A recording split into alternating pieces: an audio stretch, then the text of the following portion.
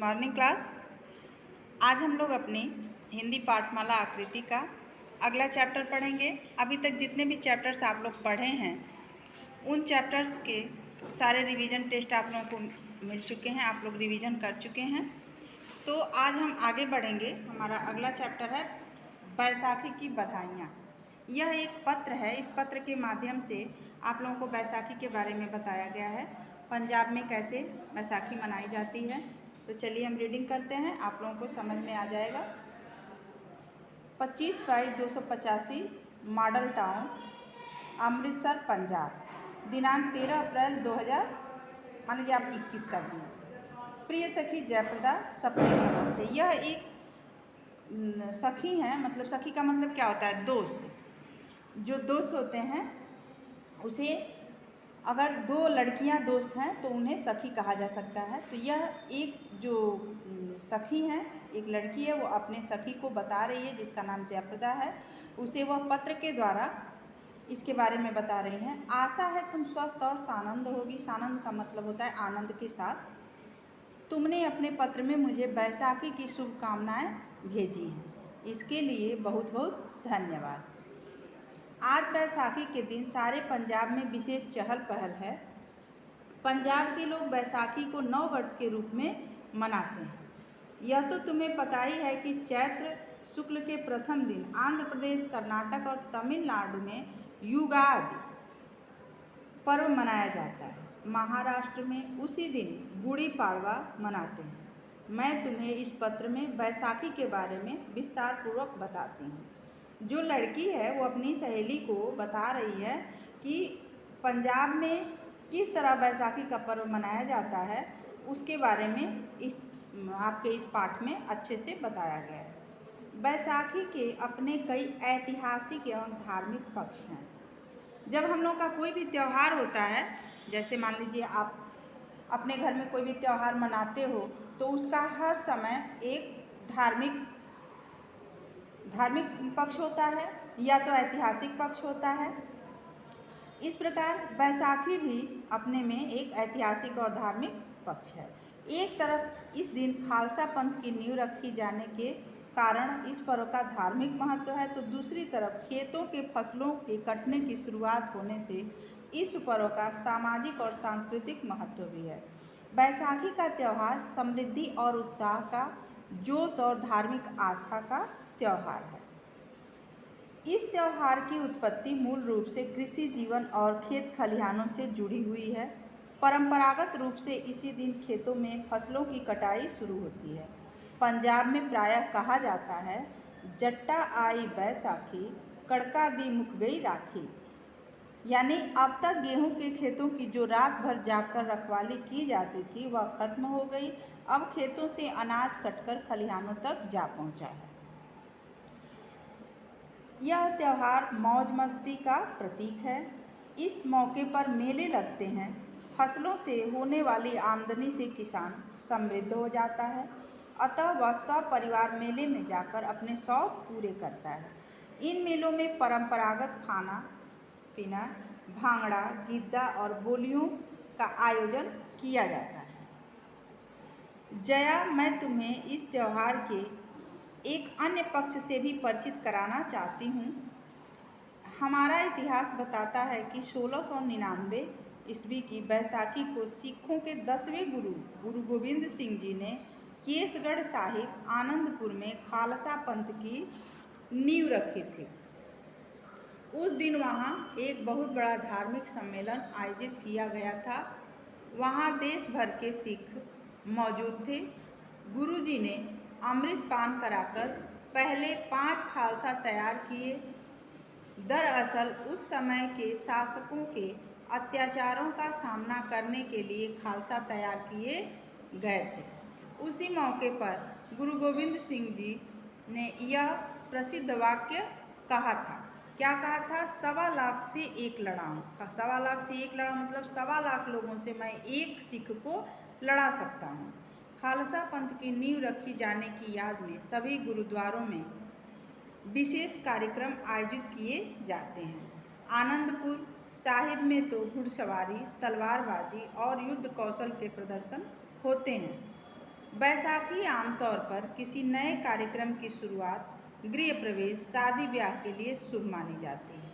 पंजाब में अमृतसर, तरन तारण के गुरुद्वारा सरोवरों में जाकर लोग स्नान करते हैं, कीर्तन सुनते हैं, लंगर लगाते हैं।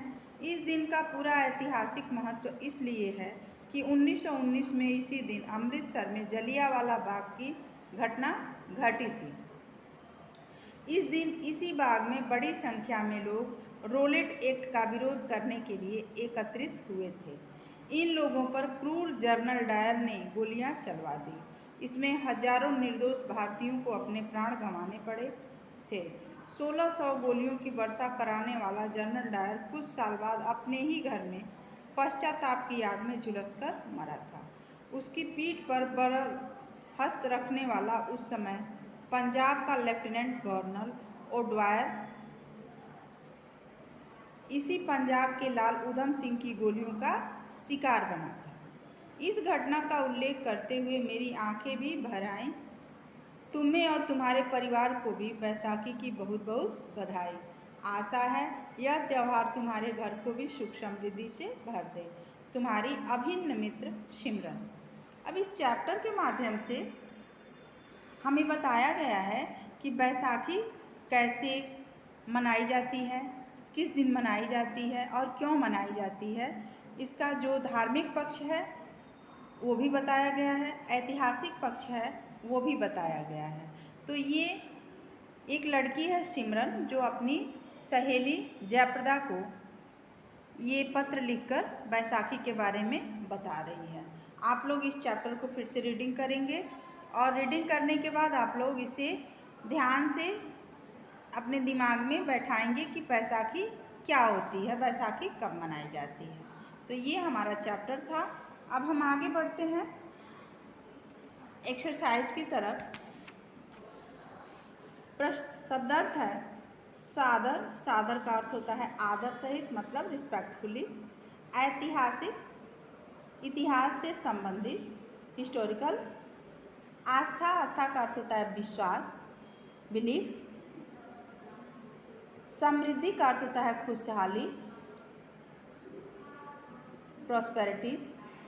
तो ये आपका शब्दार्थ है, इसे आप लोगों को अपनी कॉपी में लिखना है। आगे बढ़ते हैं हम। अगला एक्सरसाइज है सही उत्तर पर सही का चिन्ह लगाओ। पंजाब के लोग बैसाखी को किस रूप में मनाते हैं? 9 वर्ष के, खालसा पंथ, समृद्धि या धार्मिक आस्था। 4 ऑप्शन दिया है, इसमें सही है 9 वर्ष। ठीक है। इस दिन नींव रखी गई थी किसकी? गुड़ी पाड़वा की, खालसा पंथ की, होली की या जन्माष्टमी की? तो इस दिन किसकी नींव रखी गई थी? खालसा पंथ की। तो ये दूसरा वाला ऑप्शन आपका सही है, इस पर सही का टिक लगाइए। केसगढ़ साहिब है चंडीगढ़ में, तमिलनाडु में, आनंदपुर में या सिंध में? तो केसगढ़ साहिब कहाँ है? आनंदपुर में। तीसरे वाले ऑप्शन पे सही का टिक लगाइए। जलियांवाला बाग की घटना हुई थी कब? 1699 ईस्वी में, 1712 ईस्वी में, 1919 ईस्वी में या इनमें से कोई नहीं? तो जलियांवाला बाग हत्याकांड हुई थी 1919 ईस्वी में। तो यहाँ हम तीसरे वाले ऑप्शन पे सही का टिक लगाएंगे। ठीक है। आगे बढ़ते हैं। हमारा अगला एक्सरसाइज है निम्नलिखित घटनाओं का उल्लेख करो। अब देखिए ये दिया है कि 1619 ईस्वी में क्या हुआ था, इसके बारे में आप लोगों को बताना है। हमने लिखा है, आप लोग अपने बुक में भर लीजिएगा। 1699 ईस्वी में बैसाखी को सिखों के 10वें गुरु गोविंद सिंह जी ने केसगढ़ साहिब आनंदपुर में खालसा पंथ की नींव रखी थी। ठीक है, देखिए फिर से एक बार। 1699 ईस्वी में बैसाखी को सिखों के 10वें गुरु गोविंद सिंह जी ने केसगढ़ साहिब आनंदपुर में खालसा पंथ की नींव रखी थी। ठीक है। ख है 1919 में क्या हुआ था? अभी हमने पढ़ा है कि 1919 में क्या हुआ था? जलियांवाला बाग हत्याकांड हुई थी। तो यहाँ आप लोग लिखेंगे बैसाखी के दिन सन 1919 ईस्वी को जलियांवाला बाग हत्याकांड अमृतसर में हुआ था। ठीक है, ये दोनों आप लोग अपने बुक में भर लेंगे। फिर आता है हमारा अगला एक्सरसाइज रिक्त स्थानों की पूर्ति करो। पंजाब के लोग बैसाखी को यहाँ भरेंगे 9 वर्ष के रूप में मनाते हैं। यहाँ हमने लिखा है, आप लोग भी अपनी बुक में भर लीजिए। बैसाखी से खेतों में अनाज की कटाई शुरू हो जाती है। यहाँ हम भरेंगे, लिखेंगे क्या, अनाज। गुरु गोविंद सिंह यहाँ लिख के उसके बाद लिखेंगे ने खालसा पंथ की नींव रखी थी। ठीक है। लोग यहाँ लिखेंगे सरोवरों में जाकर स्नान करते हैं। लोग सरोवरों में जाकर स्नान करते हैं। फिर है lieutenant governor general Udham Singh की गोलियों का शिकार होना था। किसने मारा था उसे? ऊधम सिंह ने। Lieutenant governor general Udham Singh की गोलियों का शिकार बना था। ठीक है। तो ये आपका एक्सरसाइज हो गया। अब आप लोग ये लिखेंगे, बहुवचन लिखिए। ये सब आपका होमवर्क है जो आप लोग करेंगे अपनी बुक में। मंडी का मंडियाँ मंडियों, तो गोला दिया है तो गोलियाँ और गोलियों। ठीक है, ऐसे भरेंगे। सिपाही तो सिपाहियों सिपाहियाँ, नदी का नदियाँ नदियों, कुर्सी का कुर्सियाँ कुर्सियों। ठीक है, आप लोग ऐसे इसे लिखेंगे। आपका अगला है एक्सरसाइज, ये भी आप लोगों का होमवर्क है। विलोम शब्द लिखो। स्वस्थ का क्या होगा? अस्वस्थ।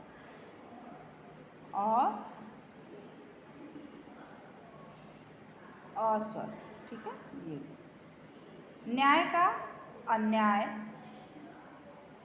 योग्य का अयोग्य, धर्म का अधर्म। ठीक है। निम्नलिखित शब्दों की संधि विच्छेद करो। सामाजिक, सामाजिक मतलब समाज, और प्लस इक क्या होगा? सामाजिक हो गया।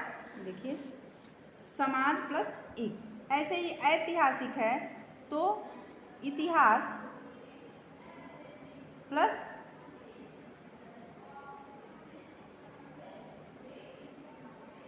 इक, ऐतिहासिक हो जाएगा।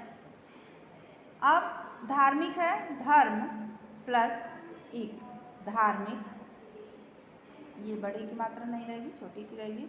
भौगोलिक है, भूगोल प्लस इक। नैतिक है, नीति प्लस इक। साहसिक है, साहस प्लस इक। ये आप लोगों को खुद से करना है। ठीक है, ये आप लोगों का एक्सरसाइज हो गया।